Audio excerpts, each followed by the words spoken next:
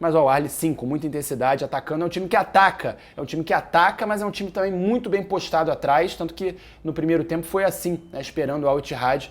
Opa, e aí antenado, beleza? Eu sou o David Sharp e você está no canal dos Antenados na Jogada, e aqui torcemos sem parar e vamos falar sobre esse confronto aí já definido, Fluminense contra Al Ahly do Egito, que, cara, tem pontos positivos e pontos negativos desse confronto. Ah, uma informação importante também, vamos fazer uma live pós-jogo. Depois do jogo, assim que terminar, seja a vitória do Fluminense, classificação do Fluminense ou eliminação, vamos fazer aqui, segunda-feira, uma live pós-jogo com tricolores participando e comentando essa partida com a gente aqui, beleza? Tá dado o recado. Os positivos, obviamente, a arbitragem. Não sendo um time da casa, um time da Arábia Saudita, que tá na crista da onda aí no mundo FIFA, o Fluminense vai ter vantagens, né? Vai ter um alívio, pelo menos. Acho que o Diniz não vai poder gritar tanto aí com a arbitragem. Por outro lado, é um time mais intenso, um time mais completo, um time muito melhor coletivamente. Então, cara, vamos começar falando aqui. Primeiramente, se você é inscrito no canal, muito obrigado. Se você não for, verifique aí a inscrição, é só clicar, para você é de graça, pra gente vale muito, assim como o seu like também. Muito obrigado. Se você quiser colaborar aqui com o canal, né, tem o Pix Antenados na Jogada 2018@gmail.com e tem também o clube de membros, enfim, muitas formas de você nos ajudar aqui e participar cada vez mais do nosso trabalho. Valeu? Olha só, começando a falar aqui pelo Al Ittihad, né, que não tem doping financeiro que desse jeito, né? Benzema, Kanté, Fabinho, o Marcelo Gallardo, técnico que foi contratado, o VAR.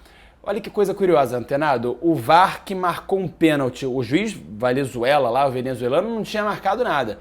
Aí o VAR foi lá e chamou para aquele pênalti ridículo, né? Que o cara tava virando de costas, a bola bateu na mão dele, no braço dele, não ia acontecer nada. Tanto que não aconteceu quando bateu, talvez até a chance de acontecer seria maior batendo do que não batendo. Se não batesse, teria ido a bola direto para fora. Mas vai lá. Aí o VAR marcou, o juiz assinalou, né, o pênalti e o Benzema perdeu. Poderia ele ter sido uma reação do Al Ittihad. Não foi, como foi no ano passado, né? Não era o Al Ittihad, era o Al Hilal. Mas você vai lembrar, ou provavelmente não lembre, que nas quartas de final, o Al Hilal enfrentou o Wydad Casablanca, que era o time da casa na situação do Marrocos, e fez um jogo duríssimo contra o Al Hilal, estava ganhando por 1-0 até o final, com a torcida lá fazendo uma pressão danada, e aí teve um pênalti muito maroto, muito parecido com esse de hoje, e o Al Hilal na oportunidade fez o gol, levou para a prorrogação e acabou ganhando nos pênaltis a vaga. Muito bem, esse Al Ittihad aí não foi capaz nem de fazer o gol de pênalti com o Benzema, né? Benzema que é craque, a gente sabe disso, mas tá devendo. E além de já ter ficado em quinto no Sauditão, né? Na verdade é o quinto atualmente, olha a classificação aí do Campeonato Saudita, sendo que são 4 ricos, né? É o Al Ittihad, o Al Hilal, que é o do Jorge Jesus, do Neymar, que tá machucado, mas o Al Hilal tá voando. Ainda tem o Al Nassr, do Cristiano Ronaldo e Luiz Castro, e ainda tem o Al Ahly, só que é o Ahly lá da Arábia Saudita. E, cara, esse Al Ittihad perdeu para time iraquiano na Champions Asiática, enfim. Muita gente achava que o Al Ittihad seria favorito, eu achava que não, pelo mínimo que eu tô acompanhando. Agora vamos falar aqui de Al Ahly, esse Al Ahly que venceu, que enfrentou o Flamengo no terceiro lugar lá do Mundial passado, e Fluminense. Como eu falei, é um jogo bom para o Fluminense pela questão da arbitragem, que deve ser mais neutra, deve ser bem menos tendenciosa, né? E, cara, mas o problema é a questão tática e técnica. Eu acho que o time do Fluminense é bem melhor, inclusive, mesmo tendo Kanté, Fabinho e Benzema, o time do Fluminense é muito bom, tá muito ajustado, não só pelas peças, como também pelo conjunto. Do meio para frente, o Fluminense é muito bom, eu venho sempre falando isso. Agora, do meio para trás é o problema, né? Ainda mais jogando com o Marcelo de lateral esquerdo, jogando com o Felipe Melo na quarta zaga, é meio problemático, como foi contra o Boca, por exemplo, né? Era um jogo pro Fluminense, por mais que o Boca tenha camisa e tudo mais, era um jogo pro Fluminense ter ganhado tranquilo no Maracanã e passou sufoco no tempo normal, acabou indo para a prorrogação e na prorrogação aí sim foi bem. Mas olha só, vamos falar aqui dessa perspectiva baseada no confronto do Al Ahly contra o Flamengo, né? O Al Ahly contra o Flamengo fez um jogo duro. O Flamengo foi eliminado pelo Al Hilal, garfado pra chuchu, um dos jogos mais esquisitos de arbitragem nesse ano, sem dúvida. Aquele Al Ahly e aquele Al Hilal e Flamengo. Enfim, não vou comentar sobre isso aqui agora.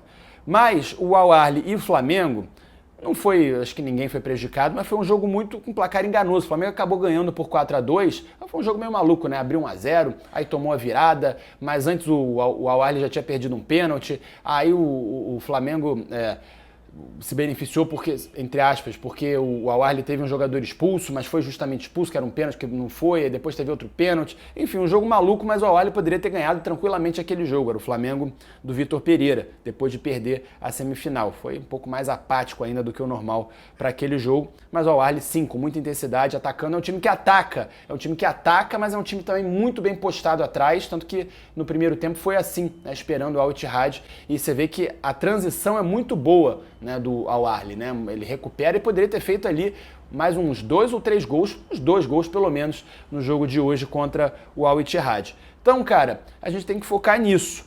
Eu, na minha opinião, apostaria, caso eu fosse o Fernando Diniz, num time um pouco mais conservador do que ele no padrão vem colocando, né? Eu colocaria, como eu já vinha, né, dando essa ideia antes, é um time menos exposto. Eu apostaria no Diogo Barbosa na lateral esquerda e trocaria ali o Ganso pelo Marcelo em dado momento do jogo, né? Porque os dois são muito bons tecnicamente, podendo fazer a função ali que eles fazem de um autêntico camisa 10, né? De um organizador ali do time. Então eu colocaria um em cada tempo, deixaria o Diogo Barbosa na lateral e colocaria o Marlon na zaga.